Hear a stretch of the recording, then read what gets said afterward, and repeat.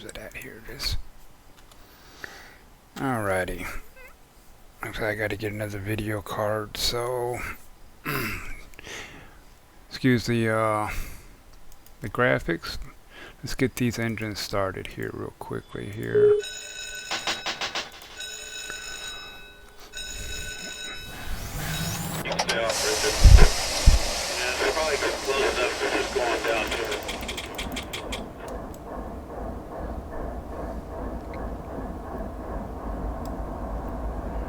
Okay, we are on the Cajon area, right here, to where we are.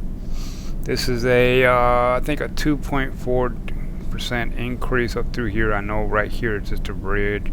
It'll go across and drop back down, and we'll get back into it through the Martinez and stuff. What I'm wanting to do is just give people the basic knowledge. That's it, the basic knowledge of how to start on an uphill.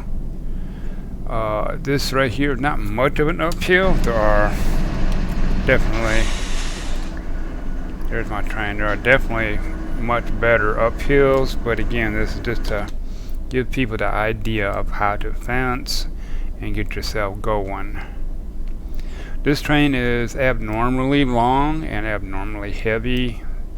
We are 18,000 feet in length and almost 20,000 tons. I have three sets of DPUs, front, middle, and rear. 2 in the middle, 2 in the rear, and I forget exactly how many I have on the front here. 1, 2, 3, 4, 5, 6, 7, 8, 9. But the point is just to give you an idea how it can be done. This up here is a 4400, so I have to have this up so I can keep an eye on my coupler strength. The SD70 actually has it on the screen. This one doesn't, and I don't know why I have an error here. Could be because I don't have an ELT on there, which you wouldn't, so not when you have engine back there. So basically, one of the first things I want to do, and this just kind of, again, just to give you the basic idea of what to do here, and know your train, know your terrain. Know your train, know your terrain. You have to feel your train, because not every train is the same. Each one handles differently. Again, it depends on the build-up, but definitely know your terrain. So first thing I'm going to do is put it in forward. Since I had no train brake going, but I do have the parking brake applied, I'm going to go ahead and give me a full independent. And then I'm going to set up my fence. So 1, 2, I'm going to take it all the way down here, as you can see down here on the lower right side. And I'm going to bring that up. Bring that up to 200. I'm going to release the train, the parking brake now. And what that rear should be doing, let me give her one more. Should be pushing this up tight.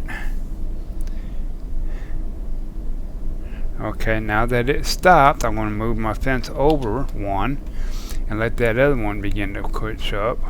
So basically I'm squishing the train together. That's what it should be doing. If I was to go to the rear and look,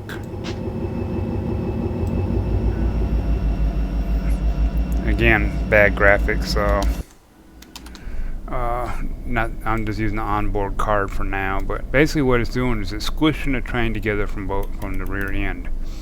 Now what I can do is go ahead and give myself one notch here.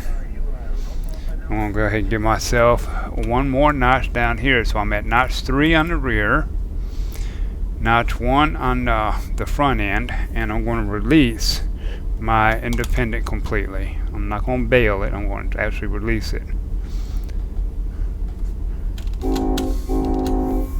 Sound my horn. And we should start rolling here. There we go. Beginning to roll.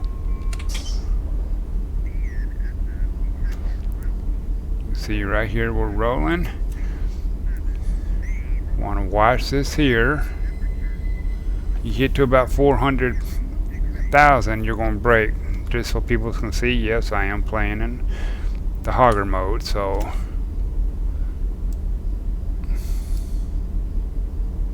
the speed limit in this area is 35.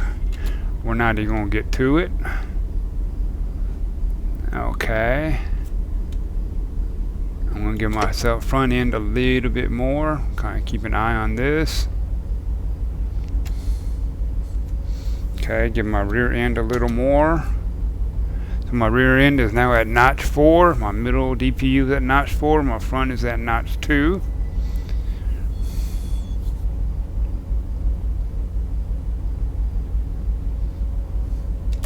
Okay, back under 200. I'm going to give myself another notch on the head end.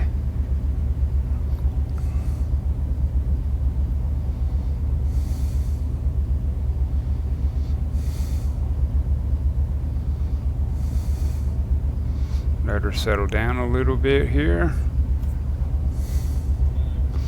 Pushing against it, pushing them up tight also increases couplers, so you can't push them too tight, I guess. Okay, we're getting back under. I'm going to give myself another rear up. So now I'm at notch 5 on both of my middle and my rear, and notch 3 on the front. Still going up, and give myself another notch to the front end. Now you don't want to jump out of this too early because you can break your knuckles. We're still going uphill. So I want most of my torque, my pressure at the rear pushing forward.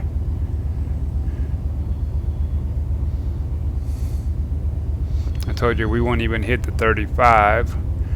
The HPT, I mean, we got plenty. We're at 3.4 tons, our HPT, so we got enough to get through here.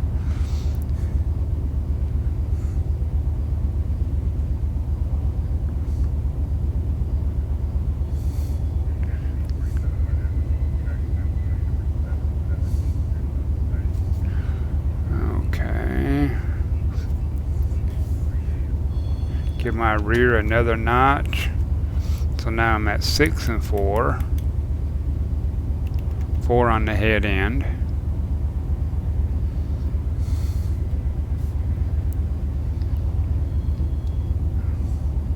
Now I'm going to give my front end a notch. Watch that torque, that pressure here.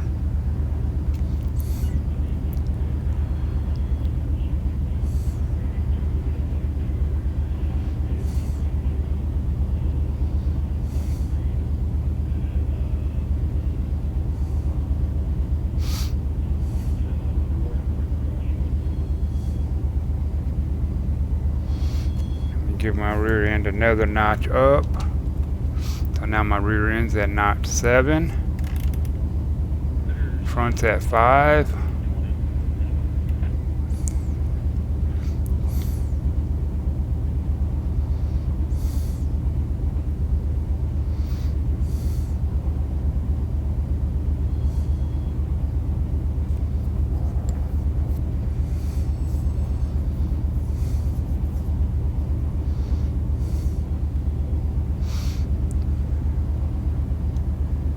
And give my front end a notch.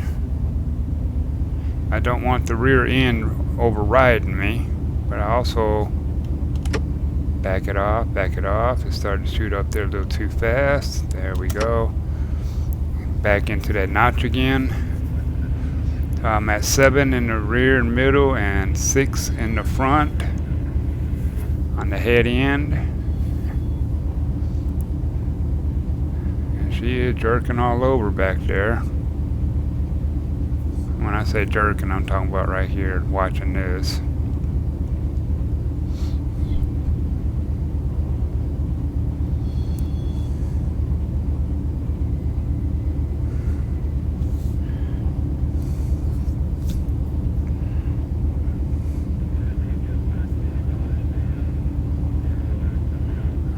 we're still doing fine. Now that I'm getting up to the speed limit where I about want to be at, I'm going to go ahead.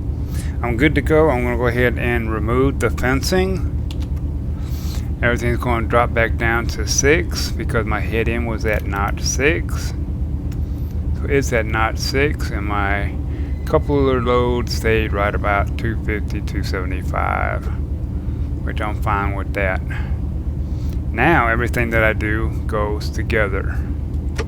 Knot 7, everything went, and we're good, we're good, we're good. Watch that coupler strength.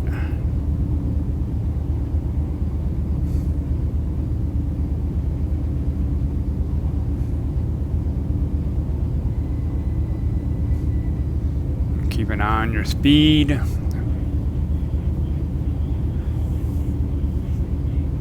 I'm really at the far end of my coupler strength that I would push it.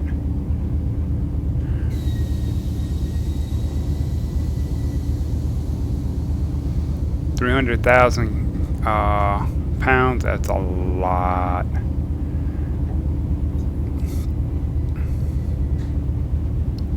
And I'm basically up to 30, so I'm going to go ahead and back off a bit a notch. 6, notch off to 5. I'm not going to go any lower than that. And just to relieve the pressure off of those knuckles. I'm pretty much over that hill right now, so I'm going to be going down the downside a little bit, I believe, and then we're getting back into it. So that's basically the concept of how you do it, or how I do it. There's many different ways. It looks like you can see we're still going uphill, it looks like. But that's just one way. The idea again is learning how to properly fence your DPUs here, keeping an eye on your coupler pressure, and try not to let her roll backwards. If she does, don't let her roll too far or too fast. Don't overdrive your rear end. You don't want the train driving up on you. So I hope this gives you a little bit of an idea of how to do it. Know your terrain, learn and feel your train, and just practice.